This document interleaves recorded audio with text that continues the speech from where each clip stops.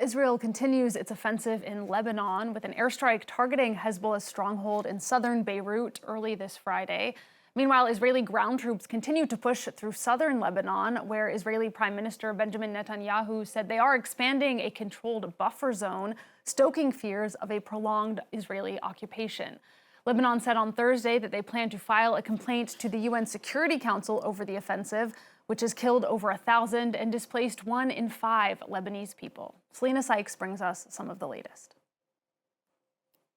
In this footage released by the Israel Defense Forces, airstrikes hit an alleged Hezbollah command center and a weapons depot in southern Lebanon. Since Israel intensified its offensive against the Iran-backed group, the destruction on the ground has been devastating. The streets of Nabatea have been reduced to rubble. The city, usually home to around 40,000 people, is virtually deserted. Ali is one of only a few residents to have ignored Israel's evacuation orders. Several generations were born into war, and we will continue in war. This is our land, and we will remain here. On top of airstrikes, Israel has moved several thousand soldiers into southern Lebanon in recent weeks, in what it says is a defensive move to protect its northern border communities. Prime Minister Benjamin Netanyahu has said Israel will expand a buffer zone in the south, sparking fears that Israel is preparing for a large-scale ground invasion in Lebanon. The UN has expressed their alarm over the deteriorating humanitarian crisis, with more than 1,000 people killed and more than 1 million displaced since the war began at the beginning of March. Hezbollah must stop launching attacks into Israel, and Israel must stop its military operations and strikes in Lebanon, which are hitting civilians the hardest. On Wednesday, Hezbollah's leader Naim Qassem said any negotiations with Israel while under bombardment would amount to surrender. Tehran, for its part, reportedly wants Lebanon to be included in any ceasefire deal brokered with the US and has demanded that Israel stops its offensive against Hezbollah. Well, for some analysis, we can bring in Filippo Dionigi, a senior lecturer of politics and international relations at the University of Bristol. Good morning, and thank you so much for taking the time to speak with us today. Morning. Perhaps you could just start by giving us your reactions to the latest developments in Lebanon, notably Israel's expansion of that buffer zone in the south. Yeah, I think what we're witnessing is what we were expecting was going to happen. That is, Israel basically expanding its occupation of Lebanese ground, its explanation being that that part of territory will serve them the possibility to establish what they call a safe zone, so a buffering area that should protect, in theory, the north of Israel from further attack from Hezbollah. In reality, we know that historically that process doesn't go exactly that way. Israel has been trying to establish that buffer zone since 1982, at least, up until 2000, when it unilaterally withdrew from that part of territory. And then now it's trying again to try to obtain the same outcome. In reality, what happens is that through Israeli attacks over Lebanon, the role of Hezbollah and its legitimacy needs to be reinforced, because Israel, it becomes a aggressive force that then requires resistance and therefore justifies the presence of Hezbollah, at least according to Hezbollah's rhetoric. So you're saying that in the end, this war is going to reinforce Hezbollah and make them stronger than they were going into it? Well, at least rhetorically, at least for what is their narrative and the sense of legitimacy that they can mobilize among their own people, especially among the Shia community that they claim to represent, that could be an argument that can try to make. Even though at the beginning their popularity seemed to be in a phase of serious decline due to the fact that they basically dragged Lebanon into another war by taking revenge for the killing of Khamenei, and therefore causing the reaction of Israel that we're witnessing nowadays. Now, at this point, if the war continues and the Lebanese government faces this dilemma of on one hand trying to disarm Hezbollah, but on the other hand also has to deal with the fact that Israel is fundamentally delegitimizing its existence and its role in this process.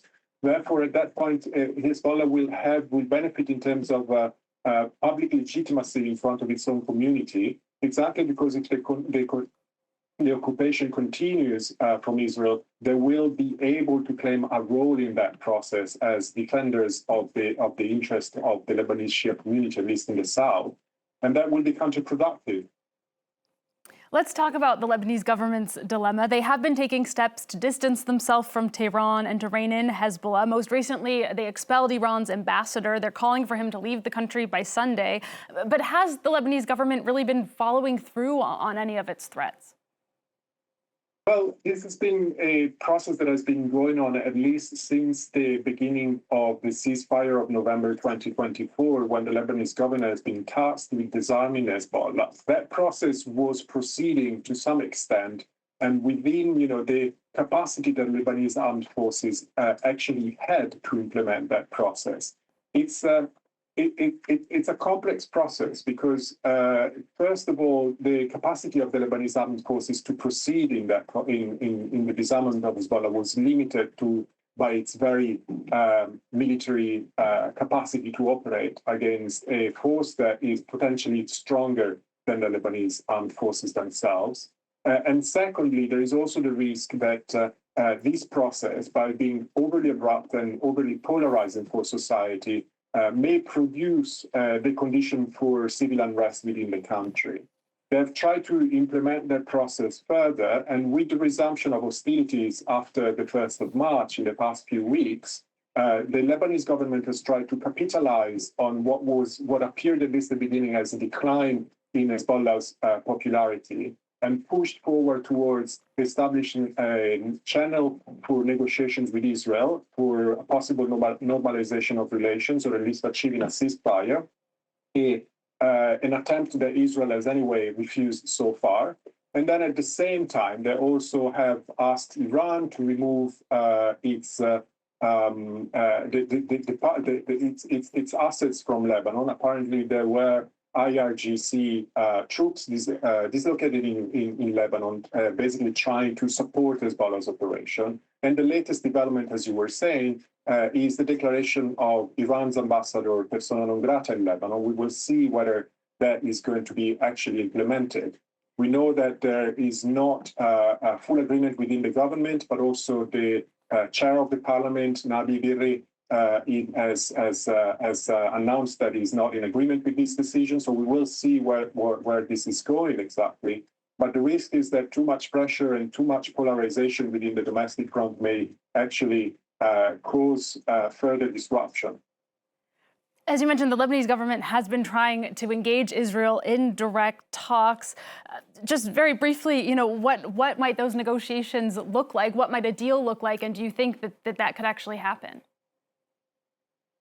I think the first step is to end the hostilities as soon as possible. Lebanon and the Lebanese government have been clear that they will be available for direct talks the moment in which Israel agrees to end the hostilities and begin to withdraw from Lebanese territory. That would be the first step. Then those talks will be a very complicated matter.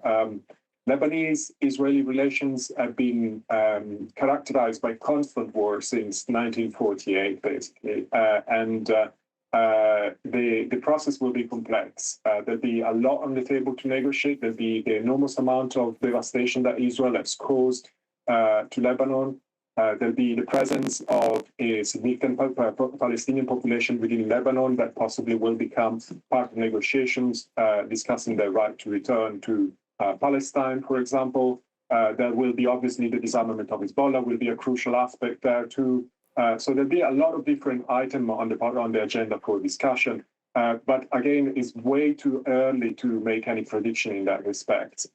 And first and foremost, also remember, this is not the first time that Lebanon engages in direct negotiations with Israel for a peace agreement. The same happened also during the first occupation of Lebanon in 1982, 1983, and the siege of Beirut in those years. And that caused a very sharp division within the Lebanese society and Lebanese political groups, part of them being adamantly against any normalization with Israel, and others instead trying to normalize relations with Israel. And that division eventually has the effect of furthering even further the civil war that was taking place at that point in the history of Lebanon. All right, Filippo Dionigi, thank you again so much for bringing us your analysis this morning. That was Filippo Dionigi, a senior lecturer of politics and international relations at the University of Bristol.